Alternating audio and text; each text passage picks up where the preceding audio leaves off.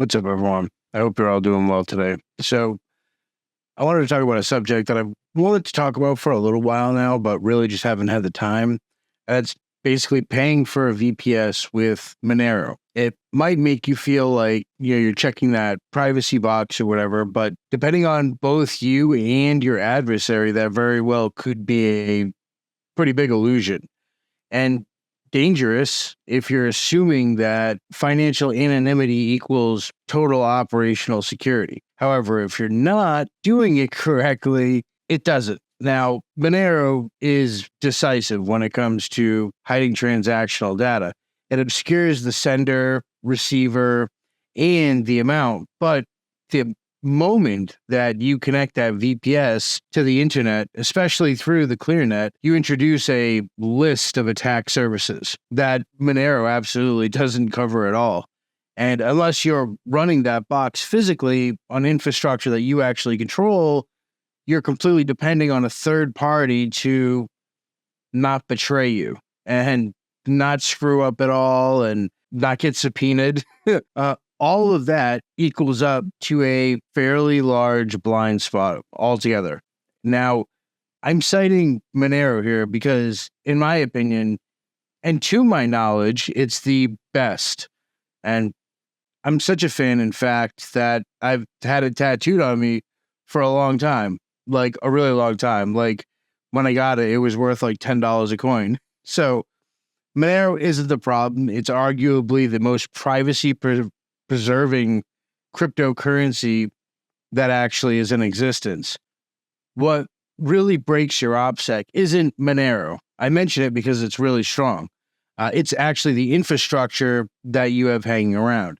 So, for example, when you buy a VPS, even if you pay in Monero, you're still subject to the provider's ability to do things like log and retain metadata. And this includes things like IP address connections, timestamps, traffic volume, and behavioral patterns as well. So even if they claim not to actually log, which you can't actually verify unless you control the logging stack, you have to assume that they do, just by default. And the same goes with VPNs or any other infrastructure that you're essentially renting for a fee. Timing analysis becomes a massive enemy of yours. And if you're using that VPS to run a Monero node, for example, or like anything that's blockchain related, the provider sees the network patterns every time your VPS actually syncs to the network or relays a transaction. They see a machine that's pulling down blockchain data in a specific and recognizable way.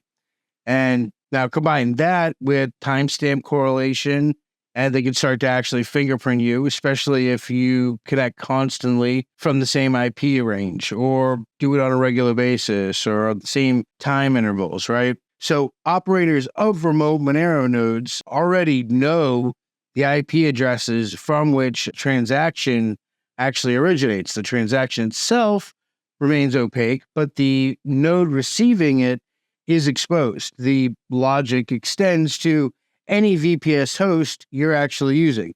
If you connect to the VPS to initiate a transaction or sync your node, you actually leak at the network level. You're not leaking what you're doing, you're leaking that you're doing something, when you're doing it, and where from. And if the host logs that data voluntarily or under coercion, it builds a profile over time and you become predictable. So that's not privacy, right? Like it's delayed exposure, I guess you would say. So you don't actually own the VPS that you rent, right? You lease it. The provider owns the hardware, controls the hypervisor, and they can see whatever they want to see. Like full disk encryption doesn't help once the system is decrypted in RAM. So like they can snapshot your storage, inspect memory in real time, or do things like inject debugging tools at a hypervisor level. They can extract SSH keys, wallet files, or session tokens if they run a compromised kernel or preloaded malicious modules, none of which you'll actually know. Unless you're running like a hardened distro on a lockdown hypervisor that you actually control, the root isn't your root, it's theirs. That's kind of the point. And there's a lot more to this, and we'll get into that, but that's the overall point that I want to make. So you have side channel attacks as well. These VPS environments aren't physically isolated, so you're sharing the CPU cache, RAM, channels, and even kernel modules with other customers on the same node. Now, Spectre and Meltdown were massive vulnerabilities that hit in 2018.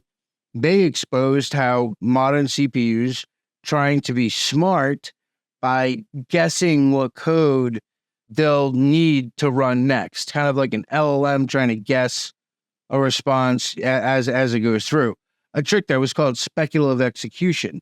You can see where this is headed, right? That guesswork leaks data. Other programs running on the same machine, like someone else's VPS, can tap into that guesswork and read memory that they shouldn't be able to actually see. In a simple way of putting it, your supposedly private data can bleed over to a stranger's session just because the CPU is trying to be fast, basically. So then we fast forward, and in 2020, researchers ended up pushing it even further. They used a technique that they called prime and probe to carry out a cross-VM cache attack. So here's how this works. The attacker runs specifically crafted code on their own VPS, hosted on the same physical machine as yours is. This code deliberately fills specific sections of the CPU's shared memory cache with data that they control. Basically, what they're doing is they're priming the cache.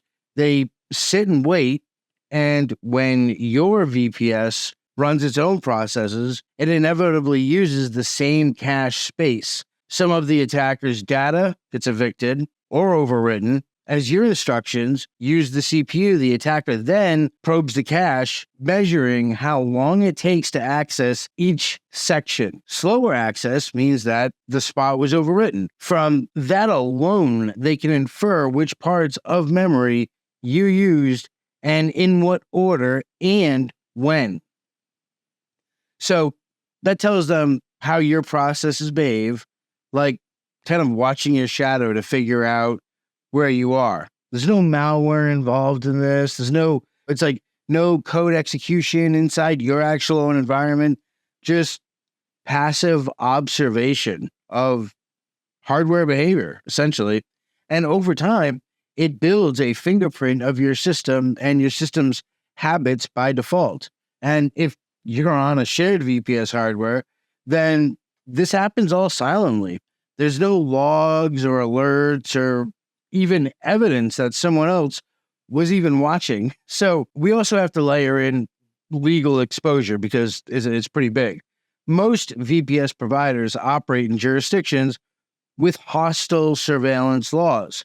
So, for example, the US, the UK, the Netherlands, like these countries go way beyond data retention laws, right? Like they have actual gag orders, and providers can be forced to start logging without actually notifying any of the users. And if you're doing something that triggers law enforcement interest alone, running a hidden service or a Monero mixer, like you may never know that you're actually being flagged until your infrastructure is actually seized. And that seizure might not even come with a knock. It could be just a silent tap on your traffic or something like a full image backup of your entire VM. So these providers, they're not built to protect you. They are built to comply, right? Like, remember that. And your VPN providers, no different, but the majority of VPN providers, I don't give advice on VPN providers because I'm not a regular YouTuber, but even if the VPS provider isn't actively working with law enforcement, there's still a risk that your server could be compromised in some way, right? And that risk doesn't require a warrant. It could come from a malicious employee inside the company or from a government that gained access to the provider's back end. Once inside, they could absolutely install monitoring tools or inject code without your knowledge. And I think really to see how dangerous that is, like look at the report that Chain Analysis did. They ran tampered Monero nodes, not like they didn't break Monero's encryption, but just to observe how transactions move across the network. And they used timing patterns and data volume and network behavior to try and piece together who was doing what, because the goal was to try to break Monero, which they failed at, but it's another story. But that kind of attack doesn't just apply to Monero. It's a blueprint of sorts for how surveillance works in generalities. Like when the target is using infrastructure they don't actually control. So if you're running anything sensitive on a VPS, whether it's a crypto node, a messaging relay, or even just a scraper pulling darknet data, you're somewhat vulnerable to the same kind of passive surveillance, right? Like you think that your server is locked down, but it's on a machine that anyone has access to, really, because someone else owns it. They can log every connection it makes, like every packet that gets sent and every pattern that it forms, and the devil's in the details. Atomic swaps can also carry similar risks.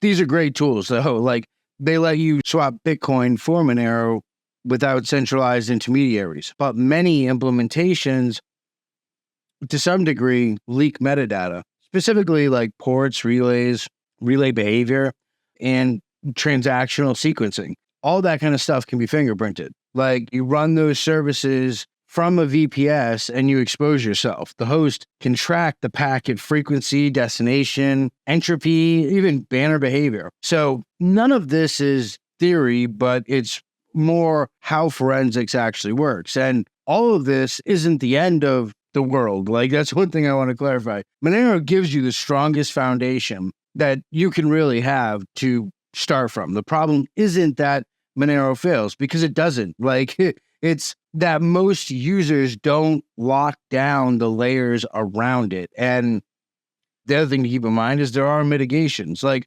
run your own node. I can't stress that enough. This is hands down the best solution. Don't like outsource consensus to third parties. If you can't, the next best thing is using a remote node over Tor, preferably one that's hosted as a .onion service, and that alone cuts out the ClearNet exposure that you will have. So avoid storing anything persistent on the VPS. Don't leave stuff like wallets, keys, logs, any history behind. Treat it like a burner. And really, if you really have to use a VPS, pick one that's privacy respecting and Monero friendly. Obviously, I could name a few.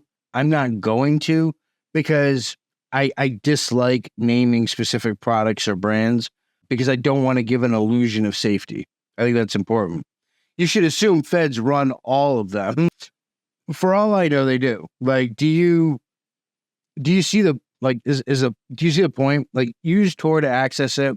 If you can't, use a multi-hop VPN, like chain to access it if you have no other possible choice. Just keep everything encrypted, disk, memory, communication, everything. Don't reuse IPs if it can be avoided. Don't trust assurances on websites. Validate the setup yourself. Assume that you'll be targeted and build accordingly. Like historically, this is where people typically get burned.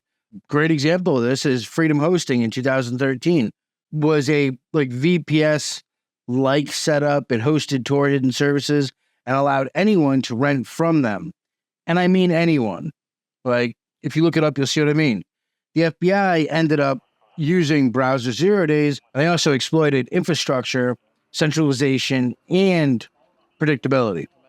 Logs, single points of failure, ClearNet admin access, All of that kind of stuff is a major, major issue and a major red flag.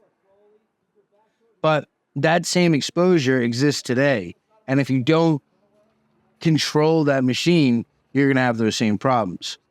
So, paying with Monero absolutely strips your name off that invoice, but it doesn't protect your IP. It doesn't erase your logs, doesn't harden someone else's hardware. That part is still on you. Monero definitely protects the actual transaction layer, but the infrastructure is still our job, your job, my job.